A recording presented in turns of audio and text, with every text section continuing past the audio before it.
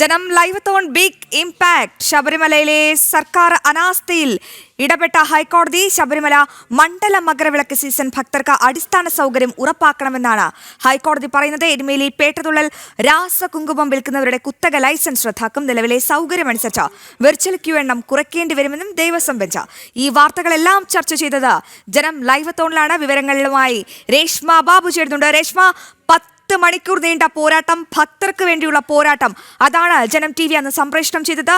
ആ ലൈവത്തോണിന്റെ റിസൾട്ടിന്റെ ഫലമായി ഇപ്പോൾ ഹൈക്കോടതി ഇതിൽ ഒരു നിർണായക ഇടപെടൽ നടത്തിയിരിക്കുന്നു. രാസകുങ്കുമടക്കം അടിസ്ഥാന സൗകര്യങ്ങളടക്കം ഇതെല്ലാം സർക്കാർ ഉടനടി ശബരിമലയിൽ സജ്ജീകരിച്ചേ മതിയാകൂ. ഹൈക്കോടതി അങ്ങനെ വടിയെടുത്തിരിക്കുകയാണ്. എന്തൊക്കെയാണ് ഹൈക്കോടതിയുടെ നിർണായക നിരീക്ഷണങ്ങൾ, രേഷ്മ?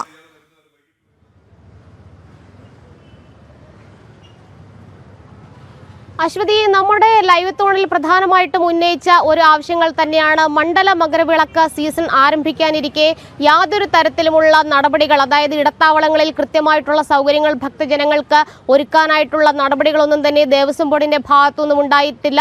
ഒപ്പം തന്നെ ഈ അടുത്ത ദിവസങ്ങളിൽ തന്നെ ഈ സീസൺ ആരംഭിക്കാനിരിക്കെ അടിസ്ഥാന സൗകര്യങ്ങൾ ഒരുക്കുന്നതിൽ വലിയ രീതിയിലുള്ള വീഴ്ച ദേവസ്വം ബോർഡിന്റെ ഭാഗത്തുനിന്നും ഉണ്ടായി എന്നുള്ളതായിരുന്നു പ്രധാനമായിട്ടും അന്ന് കണ്ടെത്തിയത്. പക്ഷേ ഇപ്പോൾ ഹൈക്കോടതിയുടെ ഭാഗത്തുനിന്നും ഇടപെടൽ ഉണ്ടായിരിക്കുകയാണ്. അതായത് ഈ മണ്ഡല മകരവിളക്ക് സീസൺ അടുത്തിരിക്കെ തന്നെ ഹൈക്കോടതി പറഞ്ഞിരിക്കുകയാണ്, യാതൊരു സൗകര്യങ്ങളും ഇപ്പോഴും പൂർണ്ണമായിട്ടും ഒരുക്കിയിട്ടില്ല. ദേവസ്വം ബോർഡിന്റെ ഭാഗത്തുനിന്നും കനത്ത അനാസ്ഥയാണ് ഇക്കാര്യത്തിൽ ഉണ്ടായിട്ടുള്ളത്. 53 ലക്ഷം പേരാണ് ശബരിമലയിൽ സന്നിധാനത്തേക്ക് അയ്യനെ കാണാനായിട്ട് എത്തുന്നത്. ഇത്രയധികം ഭക്തർ ഒഴുകിയെത്തുന്ന ഇടത്ത് 1000 ശുചിമുറികൾ മാത്രമാണ് തയ്യാറാക്കിയിട്ടുള്ളത്.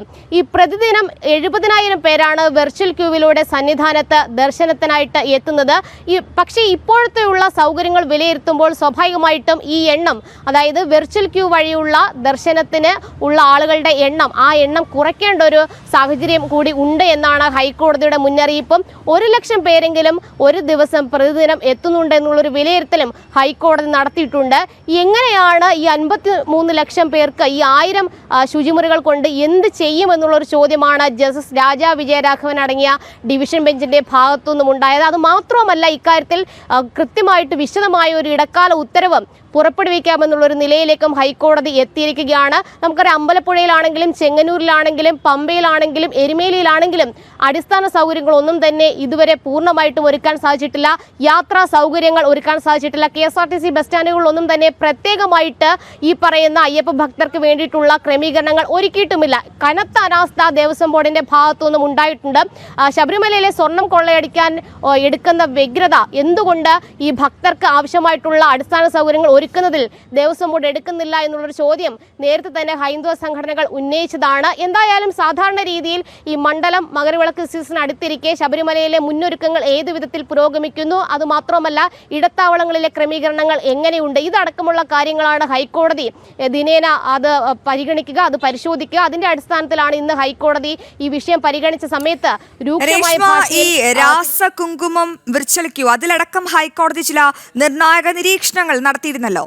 അതിനെപ്പറ്റി എന്തൊക്കെ വിവരങ്ങളാണ് നൽകാൻ സാധിക്കുക? പ്രത്യേകിച്ച് ജനം TV ഇതൊക്കെ ഓരോന്നായി എണ്ണി പ്രേക്ഷകർക്ക് മുന്നിൽ എത്തിച്ചിരുന്നു. അതിന് പിന്നാലെയാണ് ഈ ഹൈക്കോടതിയുടെ ഇടപെടലെന്ന് പ്രത്യേകം എടുത്തു പറയണം. അപ്പോൾ ആ നിരീക്ഷണങ്ങളൊക്കെ എങ്ങനെയാണ്? ഇത് ശരിക്കും സർക്കാരിന് കരണത്തേറ്റ അടി തന്നെയല്ലേ, രേഷ്മ?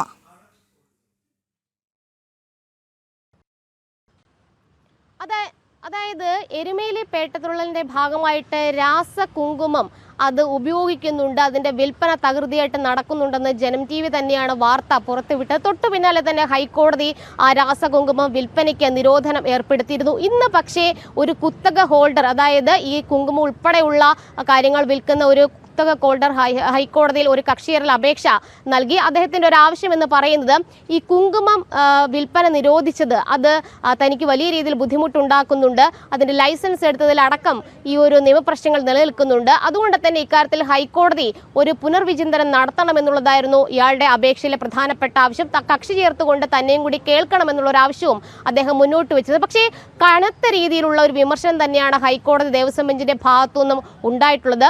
വീട്ടിൽ ഭാര്യയും കുട്ടിയും ഉണ്ടെങ്കിൽ അവരുടെ ദേഹത്ത് ഈ രാസകുങ്കുമം തേച്ചാൽ മതി, അപ്പോൾ അതിൻ്റെ പ്രശ്നങ്ങൾ അറിയാമെന്നുള്ളതായിരുന്നു ഹൈക്കോടതി ദേവസ്വം ബെഞ്ചിന്റെ പരാമർശം, അതായത് വിമർശനം. എന്തായാലും നിലവിൽ ഹൈക്കോടതി ഒരു മുന്നറിയിപ്പ് കൂടി നൽകിയിട്ടുണ്ട്. ഏതെങ്കിലും ഘട്ടത്തിൽ രാസകുങ്കുമം എരുമേലിയിലും അതോടൊപ്പം തന്നെ ശബരിമല പമ്പ സന്നിധാനങ്ങളിൽ വിൽക്കുന്നുണ്ടെങ്കിൽ ആ വിൽപ്പനക്കാരായിട്ടുള്ള കുത്തക ഹോൾഡർമാരുടെ ലൈസൻസ് റദ്ദാക്കുമെന്നുള്ളൊരു മുന്നറിയിപ്പാണ് ഹൈക്കോടതി പറഞ്ഞിട്ടുള്ളത്. അതിൽ യാതൊരു ഉപേക്ഷയും ഉണ്ടാകില്ല, അതിൽ യാതൊരു തരത്തിലുമുള്ള വിട്ടുവീഴ്ചയും തങ്ങൾ ചെയ്യാൻ തയ്യാറല്ല എന്നാണ് ഹൈക്കോടതി പറഞ്ഞിട്ടുള്ളത്.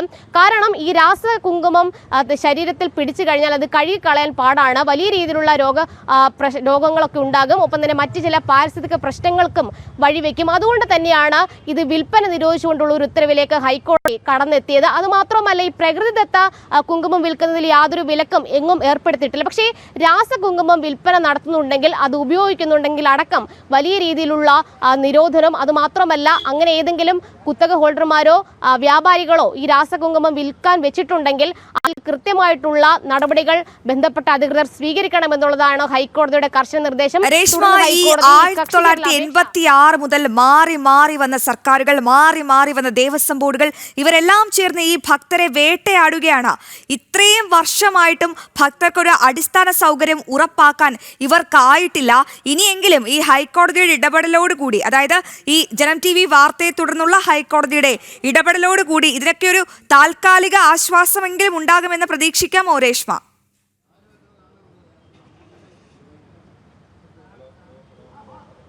തീർച്ചയായിട്ടും. കാരണം നാളുകൾ ഇതുവരെ കഴിഞ്ഞിട്ടും കൃത്യമായിട്ടുള്ള സൗകര്യങ്ങൾ ഭക്തർക്ക് ഒരുക്കുന്നതിൽ വലിയൊരു വീഴ്ച ഇതുവരെയുള്ള തിരുവിതാംകൂർ ദേവസ്വം ബോർഡ് ഭരണ വിഭാഗങ്ങൾ അല്ലെങ്കിൽ അധികൃതർ സ്വീകരിച്ചിട്ടുണ്ട്. അതായത് അവർ പലപ്പോഴും പലയിടങ്ങളിലും ഒരു ചെറിയ തോതിൽ മാത്രമാണ് സൗകര്യങ്ങൾ ഒരുക്കുന്നത്. പൂർണ്ണമായിട്ടുമുള്ള ഒരു സൗകര്യങ്ങൾ ഒരുക്കിക്കൊണ്ട് ഭക്തർക്ക് കൃത്യമായിട്ടുള്ള ഒരു ദർശനം ഒരുക്കാനായിട്ടുള്ള ക്രമീകരണങ്ങൾ ഇന്നുവരെ ദേവസ്വം ബോർഡിന്റെ ഭാഗത്തുനിന്നും ഉണ്ടായിട്ടില്ല. അത് തന്നെയാണ് ഹൈക്കോടതിയിൽ ഈ സ്പെഷ്യൽ കമ്മീഷണർ നൽകിയ റിപ്പോർട്ടിന്റെ ഒക്കെ തന്നെ അടിസ്ഥാനത്തിൽ ഇതുവരെയുള്ള ഒരു പരിശോധന നടത്തിയ സമയത്ത് ഹൈക്കോടതിയും പറഞ്ഞിട്ടുള്ളത്. എന്തായാലും ഇനിയുള്ള ഈ ഒരു സീസൺ ആരംഭിക്കുന്ന ഒരു സമയത്ത്, ഇനി മുന്നോട്ട് പോകുന്ന സമയത്തും കൃത്യമായിട്ട് അടിസ്ഥാന സൗകര്യങ്ങൾ, പ്രത്യേകിച്ച് ഇടത്താവളങ്ങൾ കേന്ദ്രീകരിച്ച്, ഇന്ന് ചെങ്ങന്നൂർ മുനിസിപ്പാലിറ്റിയുടെ അഭിഭാഷകൻ ഹൈക്കോടതി അറിയിച്ചത് ഇടത്താവളം കേന്ദ്രീകരിച്ചുള്ള ക്രമീകരണങ്ങളൊക്കെ തന്നെ പൂർത്തിയായി വരുന്നു എന്നുള്ളതാണ്. അതുപോലെ തന്നെ അമ്പലപ്പുഴ ഉൾപ്പെടെയുള്ള പ്രദേശങ്ങളുണ്ട്, അതോടൊപ്പം തന്നെ മറ്റ് ഗുരുവായൂർ ഉൾപ്പെടെയുള്ള ഇടത്താവളങ്ങൾ, ഇവിടങ്ങളിലൊക്കെ തന്നെ കൃത്യമായിട്ടുള്ള സൗകര്യങ്ങൾ ഒരുക്കേണ്ടതുണ്ട്. അത് ഹൈക്കോടതി പരിശോധന നടത്തുകയും ചെയ്യുന്നുണ്ട്. എന്തായാലും